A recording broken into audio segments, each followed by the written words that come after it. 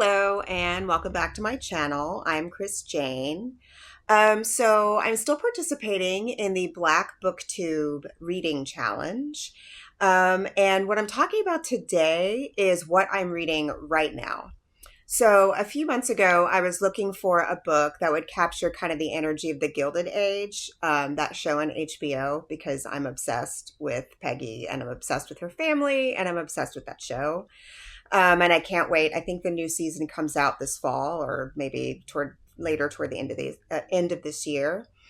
And somebody recommended The Davenports by Crystal Marquis, and so I bought it a while ago. But I was working on some projects and I didn't get around to reading it. But I started reading it this week, so I'm going to talk about The Davenports by Crystal Marquis. So the Gilded Age takes place in like the late 1880s, I think like the beginning of the 1890s in New York. The Davenports takes place later, so it's at around 1910. 1910 is when the book starts, and it's set in Chicago, not New York. But the vibes of the book are very similar to the show.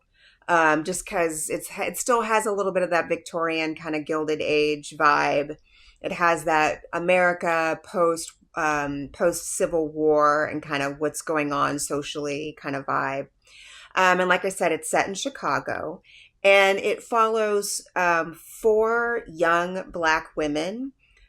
Three of them are kind of like debutantes, and one is a maid in the Davenports house. And so there's two Davenport sisters, one of the Davenport sisters' friends, Ruby Tremaine, and then the maid, Amy Rose, who works in the Davenports house. And you kind of enter the story through their points of view. So far, the book is alternating points of view. I haven't finished the book. I'm about 25% maybe into the book. So this isn't going to have any spoilers or anything like that. It's just kind of like my first impressions of the book. And so you kind of rotate through the four points of view of the four girls. So far, it's just their POV. And it gives you like a really interesting taste of the history and the city, which is really interesting because it talks about the great migration of Black people from the South to Chicago.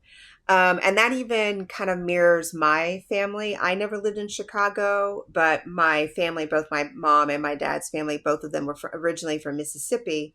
And a good section of my mom's family all moved to Chicago between like the 50s and the 70s. They all, after college or after they decided to leave Mississippi, they moved and lived in Chicago. So like a lot of my cousins on my mom's side all grew up in Chicago, on the south side of Chicago. So it's like doubly interesting to me to kind of explore the Great Migration. Okay, that's the doorbell ringing. We're just going to ignore that. I'm sure that's like a package being delivered or something. So I love the kind of the history part of it. And then it also has all those other things that you get in the Gilded Age, or a lot of these historical things. Like one of the things I like about reading historical fiction is you get like the social manners and the fashion and kind of the intrigue and the way, you know, the gossip and all the different things. You get that on top of kind of the historical context.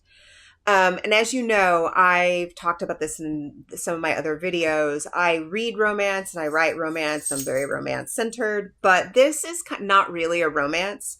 It's Black historical fiction with some strong romantic elements. I don't know, you know, if all the characters are going to get happily ever afters at the end. My guess would be no, because there are four young women on four very different paths.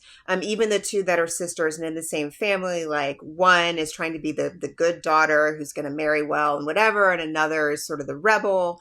But we'll talk about the girls in a second. So just my overall impressions. And just like if you've watched The Gilded Age, you get a little bit of history with Peggy and Peggy's dad. So Peggy's dad was born enslaved. And then I believe, sorry, my dogs are like here and I probably should put them up, but there may be dogs floating in and out of here as I do this video. So if you watch The Gilded Age, Peggy's dad was born into slavery. And then I believe, if I remember correctly, in the show, he didn't escape slavery. He moved north after emancipation. In the Davenports, William Davenport, with the help of his brother, actually escaped slavery and moved north. And so the book follows the Davenports, obviously it's the name of the book. And they live in this sort of grand Victorian estate in Chicago called Freeport Manor. And like I said, William Davenport is the patriarch of that family. He started a carriage empire and is known for making like really elaborate, beautifully designed, very posh carriages that he sells to both other Black people and then also to white society. But you're at this transition point on the cusp of moving to horseless carriages or cars, right? Automobiles. And his son is actually trying to push him forward and say, like, eventually nobody's going to want a horseless carriage. People are going to want these other things. And so we need to start transitioning to being able to build and service this new form of transportation. And so there's that specter of how are they going to adapt and maintain their lifestyle. And there's also kind of these pressures because they're while they are quite wealthy, there's still some of the social kind of things that are difficult. So Mr. Davenport, he never really talks about his time. He kind of focuses his kids on what's next. And this is even though he has, scars on his arm. He has like a burn that he used to cover up a brand on his skin, but he just avoids talking about all of it. But in the foyer of the mansion, they keep a painting. He got a painting of the plantation where he was born. And it reminds him of his old life and also of his brother who is missing. And he's like spending all this money trying to find his brother. But William has two daughters, Olivia and Helen. And he has a son, John. So John is the boy and he's the heir. And Olivia and Helen, their job is to get themselves married and get themselves well married. And then the other family we see are the Tremaines. Ruby Tremaine is like Olivia's best friend. And they are the Davenports' oldest friends. And their situation is even more precarious. Like, it's kind of presented like the Davenports are pretty solidly established. They're very wealthy. That's established. What's a little precarious is, potentially the future with the automobile thing. And then also they're in this sort of in-between social kind of sphere where they have money and they have a little bit of power and they have status, but also like the book opens with the girls, with Olivia and Ruby going into a store, and the shopkeeper who initially comes over like doesn't want to deal with them, doesn't want to service them because they're Black. And then it takes another shopkeeper who's probably like the manager or something like that, to comes out and recognizes Olivia. It takes that for them to get serviced in the store. So there's this like difficulty. And that also did remind me, again, of Gilded Age. There's a scene in the first season where Peggy, despite, her birth, there's a store and she's like, yeah, I can't go into that store. And she's met Marion, who is white, on a train. There's a whole thing where they meet. And Marion is like bebopping along and wanting to go into the store and doesn't realize, like, Peggy's like, this is going to be nothing. I'm just going to get followed in the store and not treated well. And she doesn't want to go in there.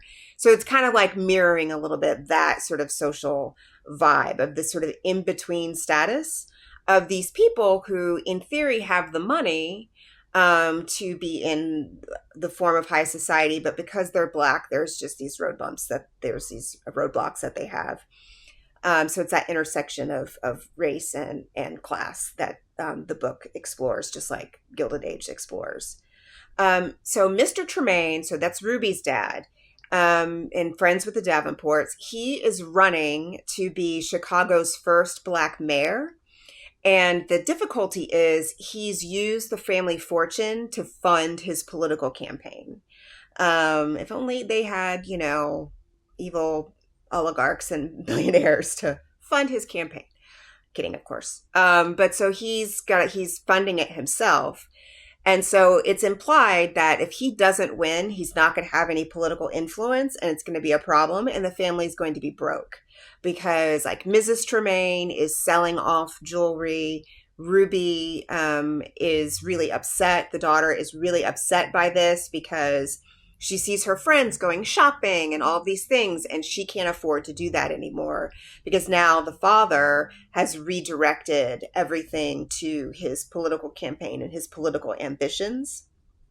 And the other difficult thing for Ruby is Mr. Tremaine has made this choice because he's like, well, you're marriageable now. We'll get you married to a wealthy suitor and then you'll be taken care of. And then also we'll have access to funds and power and political influence. And the suitor that they've targeted is John Davenport, the heir to the Davenport carriage slash hopefully soon to be car fortune. And so Ruby and John have been friends since they were kids and they get along well. And, you know, at the balls and the galas and the social functions, Ruby and John have, it's not even really a flirtation, which is how you kind of know, like, they're friendly and there's this sort of implied notion that they're supposed to be courting, but John doesn't really give the vibes of being that into Ruby. And also Ruby, she's always had a crush on John, but you're not even sure, like, is her crush just like the remnants of a childhood thing? And then also her parents are putting this pressure on her. Like, what is Ruby's actual interest in John? I got that like from the very first time she's mentioning him. It's like, well, whose ambition to marry John is this? And then later, so there's Ruby, Olivia, Helen, I haven't talked about, so that's Olivia's little sister. But the fourth sort of protagonist in this is the maid who works in the Davenport house, Amy Rose. And once you get things from Amy Rose's perspective, it's very clear that she and John have like mutual feels. And that it's not one-sided on Amy Rose's part, that John likes Amy Rose and Amy Rose likes John. But then you also, through the different POVs, know that Ruby's parents have targeted John, and that also it matters, right? It matters to the future of Ruby's family that she marry, quote, well, and by well, they mean a wealthy man. And John is her best prospect at the beginning of the book. But then we also meet another suitor later, a guy named Harrison. I've just gotten to the part where Harrison's kind of been introduced, and he clearly is someone that Ruby likes better, that she has like a connection to right away. But I'll get to Harrison in a second, but he's got his own issues. So those are the four women. Olivia, Helen, which I hope I haven't talked about. So Helen, Olivia's little sister. And Helen, we meet her. She's working down in the garage in the carriage house, like on cars and stuff. She's very technically inclined, and she's probably more technically inclined even than John. And it's like, if she were a boy, clearly she would be like in the garage all the time in charge of like design or fixing and all these sorts of things. She's got like an engineering, architecting kind of mentality, but she's female. And so her dad, she's like secretly in the garage, like hiding it. And then early in the book, her dad discovers this and is like, enough of this. Your hands are dirty. That's not what a lady does. And he's going to try to push her toward being a lady and getting married, basically. So the three debutante type women are being pushed to get married. Amy Rose, her goal is not to get married necessarily. She might get married or not get married, but she, in being a lady's maid, she's like taking care of their hair, and she makes her own hair products. And her ambition is to like launch a salon. And she's already been like making and selling her hair care products to other people, to like, there's like a barber, I think, or a guy who has a shop. And her goal is, and she's been secreting away money from the sale of her hair products because she wants to buy a storefront or rent a storefront so that she can open a salon for Black women. And so that's like Amy Rose's goal. So we kind of rotate through following these different women, and then they encounter different suitors. I've already talked a little bit about John and the situation between John and Ruby and Amy Rose. When they come back from their shopping trip at the beginning of the book, Olivia meets a guy that's been talking to her father, this guy named Jacob Lawrence, who's presented as this sort of wealthy, charming guy who's handsome, and he's from London and he's moved to Chicago. He says to start the shipping business, and so he's like a mover shaker in this world, and definitely is being presented as like the ideal suitor for Olivia. But pretty quickly, he ends up also having some later interactions with Helen. And you can tell like he and Helen have like more sparks. They have more vibes. But it's almost like Helen's been a little bit off the hook in terms of pursuing a marriage or having her parents push it, because Olivia's older. So they want to get Olivia married first. And it's like Mrs. Davenport is definitely like, okay, Olivia is going to marry Jacob. Like they're pushing that clearly. But while she's like, flirting with Jacob and likes Jacob, she then encounters this guy named Washington Dwight. And he is from the South and has come north, and he is trying to rally support to fight Jim Crow laws. And he's an activist. And, while he is a lawyer and he's educated and, definitely connected with the community, and he gets invited to parties, like she goes to a party and he's there. It's clearly like kind of a step down in the social hierarchy, and her parents probably would not be keen. If they ever got the notion that she was sniffing after him, they would definitely not be keen on all of that. So that kind of sets the stage on I didn't mention Harrison. So they also at a party meet Harrison, and in the exposition, it's kind of describing Harrison's background. Harrison's father is white, and his mother is Black, and his mother was born enslaved on the property that the father owned. And so it's presented thus far as this was not like an SA situation. This was not that. It's being presented that way, like, oh, they're together now and living in Chicago, the parents. Thus far, that's how it's been presented.